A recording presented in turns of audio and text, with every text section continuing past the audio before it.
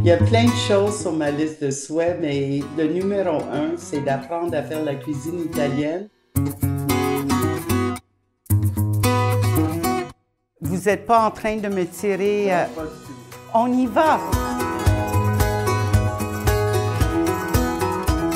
C'est pas de vrai!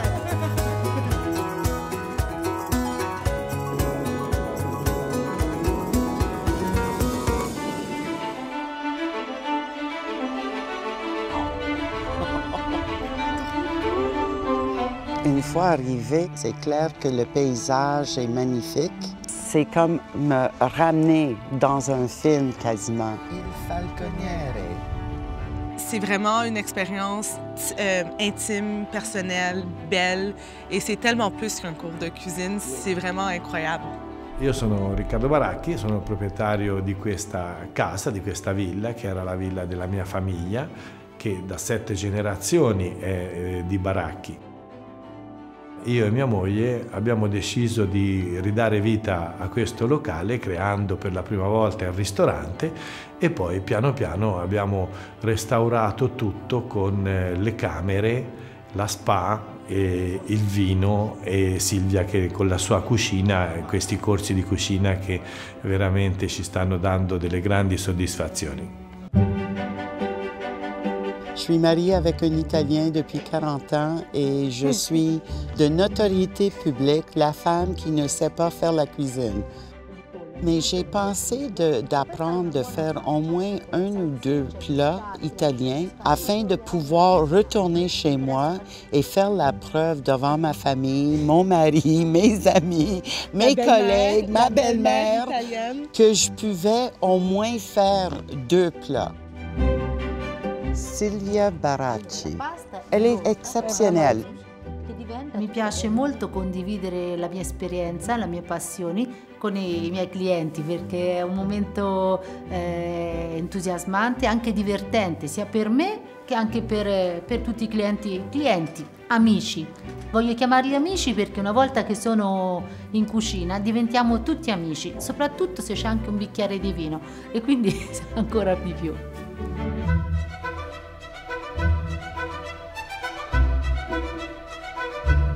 Nous avons visité avec Sylvia le marché public. On retrouve les fromages, on retrouve des viandes, des pâtes, le poisson.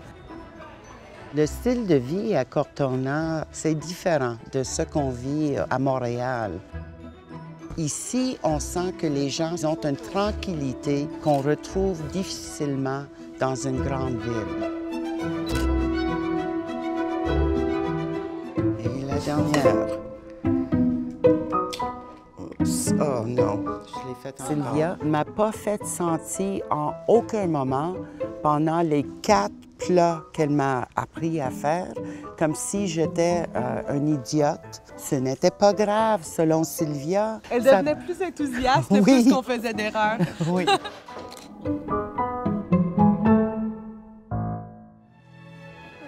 Quand on s'est finalement assis pour manger les 4 plats qu'ils ont pris une journée entière à faire, et j'étais assise à côté de ma mère en Toscane, dans un des hôtels les plus beaux et fameux, avec les vues incroyables.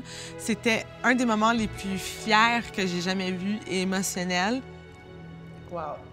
Avec nos vies respectives aussi occupées, je pense qu'on n'aurait jamais vraiment trouvé le temps et pris l'opportunité de faire quelque chose comme ça ensemble.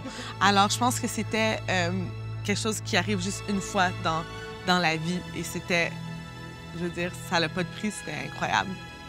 Wow. Les ingrédients, le pain. Oui. La vie est très courte. Oui. Alors, il faut en profiter. Et moi, j'ai choisi d'être heureuse. J'ai presque perdu ma vision en 2010.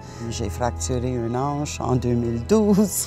Et en 2013, j'étais diagnostiquée avec le cancer au sein. Alors oui, j'ai eu des défis de vie et c'est pour ça que le fait de pouvoir apprendre à faire la cuisine, je peux pas prétendre que je suis une grande cuisinière, mais j'ai appris à faire quelques plats et de les bien faire. Pour moi, c'est tout un accomplissement et je suis fière de moi. Je pense que ça marque un nouveau début aussi un nouveau début pour ma mère après avoir vécu tant de difficultés de santé. Ça montre un nouveau début que maintenant, je veux dire, la beauté qui nous entoure, c'est la beauté qui nous attend. Oui. Hey, c'est vrai. Hey, bien dit, bien dit.